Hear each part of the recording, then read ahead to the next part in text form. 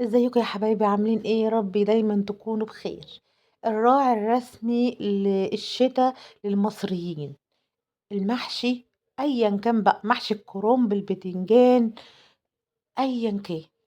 بصوا، ورق العنب، ورق الخس، دي الحاجة الوحيدة اللي بتدفي المصريين. وسبحان الله تلاقي الجو شتى، تلاقي عندنا المحشي اشتغل. وما نبقاش يعني مش قادرة اقول لكم، ما نحسش بطعم الشتاء الا مع المحشي. يعني الشتاء كده والمحشي السخن اللي بيطلع بخار ده، يا لهوي على الجمال يا جدعان، سكر سكر سكر. يلا صلي على الرسول في التعليقات، وحطي لايك للفيديو بإيدك الحلوة دي، وتعالي نشوف المحشي. طبعا كلنا ستات شاطرين وزي العسل، وبنعرف نعمل محشي كويس أوي. أي ست مصرية أشهد لها إن هي أستاذة محشي. تعالوا نشوف المحشي بتاعي أنا بيتعمل ازاي. هتقولي يعني المحشي بتاعك انت خلقة، ما احنا بنعمل محشي والله وجميل. تسلم ايد اي واحدة والله بتعمل حاجة بالسقعة دي، وبتعمل لولادها وبتتعب عشان خاطر ياكلوا لقمة كويسة تدفيهم. بجد والله ربنا يبارك لك في ولادك ويبارك لي في ولادي، ودايما نعمل لهم اي حاجة هم يطلبوها، واي حاجة تحسسهم ان هم يعدوا الجو الصعب اللي احنا فيه ده. الستات بتتعب والله يا جماعة، بتتعب جدا كمان، بتتعب في ايام الشتا دي بالذات. بصوا بقى، الكرومبايه اللي بتختاريها ما بتختاريهاش الكرومبا الجامده اللي هي بتبقى ناشفه قوي دي. لا، اختاريها مهويه، والورق بتاعها يكون مفرود وحلو، وتكون الحجم اللي يعجبك. انا عندي الحله الكبيره الحلوه الجميله دي، كبيره جدا وبقدر اعمل فيها كل حاجه. تمام. انت عندك حاجات صغيره، ما تقعديش تغلبي في نفسك، هاتي الحجم الصغير.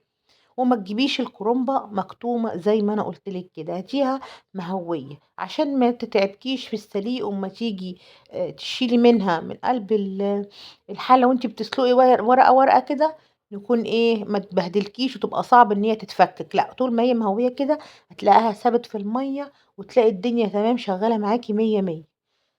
زي ما انتم شايفين كده بنسلق الورق. طبعا حاسبي ان انتي ما تحاوليش تشدي جامد الميه تطرطش عليك. بصوا بقى المحشي ده، يعني مش قادره اقول لكم تكلفته النهارده بقت كام. الرز ده والله العظيم والله العظيم انا جايبه ب35 جنيه بس رز، وجايبه ب5 خضره، وجايبه ب10 طماطم بما ان الخضار رخيص، وجايبه الكرنبه دي بقى اللي سعرها خيالي. الكرنبايه دي قسما بالله ب25 جنيه بالعافيه. عملت التقلية الحلوة زي ما انتم شايفين كده، بس على فكرة انا بسبكها، واللي ما كانتش التسبيكة كويسة وتمام بعد ما بسبكها. طبعا المقطع ده معلش اسفة ان هو وقع مني، انا ما لقيتوش والله بعد ما خلصت الفيديو. تمام. ببدأ ان انا بعد ما تسبك كويس قوي بنزل عليها بالخضار، وبعدين شوية وبقلب فيها الرز لغاية ما ياخد سيكة كده زي ما انتم شايفين كده. بيبقى ماسك كده، مش بيبقى مسرب مية، ولا بيبقى ده كله عشان التسبيكة حلوة. في ناس ما بتسبكش نهائي وبتحط الصلصة، بتحطها كده الطماطم بعد ما تتضرب في الخلاط مع الخضار مع الرز. لا لا لا لا لا لا لا، استحالة كنت يطلع ده محشي، استحالة والله. وصدقوني وتحدي، المحشي بيتعمل مسبك، وبعديها بتحطي الرز بعد ما تسبك كويس قوي ما يبقاش فيها ميه نهائي، ياخد تقليبه وتمام. بتلاقيه بقى الصلصه بقت ماسكه كده وحلوه زي ما انتم شايفين كده، وما بيصرش ميه وما بينزلش صلصه من جنبه. لكن ني في ني ده، او زي ما الناس بتقول حطي كل حاجه نيه وقلبهم بقى، بتلاقي الرز ابيض خالص، وبتلاقي الميه نازله من حوالين المحشي كده، بتبقى الموضوع مش ظريف خالص. ما بيبقاش بالتماسك ده وبيبقى بالحلاوه دي ابدا. زي ما انتم شايفين كده يا حبايب قلبي، انا بلف المحشي على صوابعي، ما بعرفش الفه بصراحة على حاجة او احطه على ترابيزة او ايا كان ايه. لا، انا بحب اعمله على ايدي، ما بعرفش اعمله على حاجة محطوطة. ما اعرفش كل الناس بتعمل زي كده ولا كل واحد ليه عادته، ايا كان انا ما اعرفش. بس انا يعني بسم الله ما شاء الله، انا بحب الف الكرنب جدا والله العظيم. من صغري وانا بحب موضوع محشي اللي هو لف المحشي ده. اللي بيزهقني صراحة ورق العنب، لكن المحشي الكرنب انا بحب الفه جدا. تمام. هنا بدأت بقى ألف المحشي. طبعا عشان خاطر بقى ايه الجو اليومين دول، ايه بسم الله ما شاء الله عندنا بينطر، معرفش عندكم انتوا عامل ايه. وبالفّته زي ما أنتم شايفين كده، أنا بس وريتكم أنا بالفّه إزاي أو طريقتي في لَف المحشي. أنا ما أعرفش كلّكم في ناس بتعمل زيي كده والّا أنا بس اللي بالفّه على صوابعي كده؟ والتسبيكة برضه، هل في ناس بتعمل نفس اللي أنا عملته ده والّا هُم بس بيعملوا ني في ني؟ تمام؟ بُصّي يا حبيبة قلبي، كل واحد ليه طريقته، أنا مش باعلّمِك والله، إحنا بنتعلّم مع بعض، بس كل بلد مشهورة بأكلة، وإحنا عندنا هنا بسم الله ما شاء الله أساتذة محشي. أنا مش هاقول لِك أنا منين، أنتِ هتتوقعي لوحدِك، بس إحنا عندنا الأسبوع اللي ما يتعملش فيه محشي direct كده كل أسبوع لازم يكون فيه محشي، لدرجة إن إحنا سمّونا بلد المحشي، آه والله العظيم. أطلقوا علينا بلد المحشي. ليه؟ لأن إحنا عندنا لو ما كانتش الست تعمل محشي على الأقل يوم واحد في الأسبوع ما تبقاش كده خلاص، يعني تبقى إيه، يعني مش قادرة أقول لِك إن هي ما بتبقاش ست زي ما بيقولوا، لأ عندنا هم كل الناس طالعة على المحشي، رخر بسم الله ما شاء الله بتلاقي عندنا الأحجام عائلية، يعني محشي بقى كل أسبوع على الأقل مرة واحدة، في ناس بتعمله يومين 3.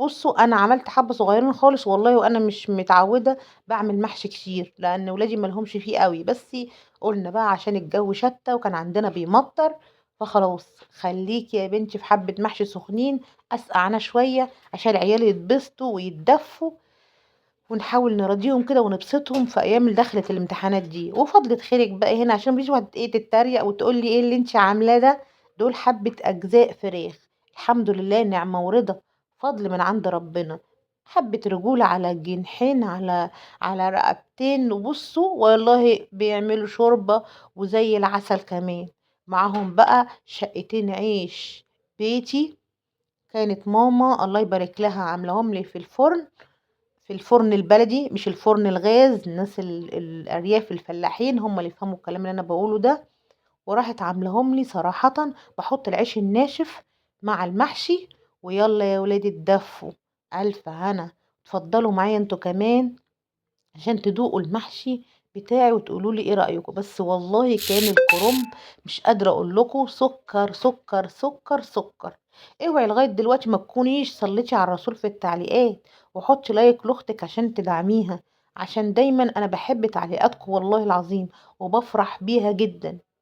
والناس بقى اللي ما لهاش في الرجول وما لهاش في الأكل ده، تعذرني والله ده أكلي على طبيعتي، وما باحبش أتجمل، اللي أنا باعمله هو اللي أنا بانزّله وباوريه لكم، أمّا إن أنا أتصنّع أو باعمل حاجة مش بتاعتي لأ، أنا خلّيني كده يعني أنا بطبيعتي، أنا الحاجة اللي باعمل فيها بناكل وباحب آكل كلّنا في طبق واحد، مش باحب موضوع الأطباق ده إلا لمّا يكون في أكلات معيّنة بس، لكن والله سبحان الله أنا وبناتي بنحب كلّنا ناكل من نفس المكان ومن نفس الحاجة، وما باحلاش حلة المحشي دي إلا لمّا تكون محطوطة على صينية stainless حلوة كده، أو على صينية الأكل الكبيرة، وكلنا نمد إيدينا في قلب الصينية، عشان نحس باللمة ونحس بالبركة، ونحس إن سبحان الله يعني والله يا جماعة والله الأكل بيبقى ليه طعم تاني، سيبِك أنتِ بقى من الناس اللي هي بتحبّكها أوي ولأ ما ينفعش، ولأ إيه اللي أنتِ عاملاه ده، والله يا حبيبتي أنا باعمل اللي أنا باعمله في بيتي هو ده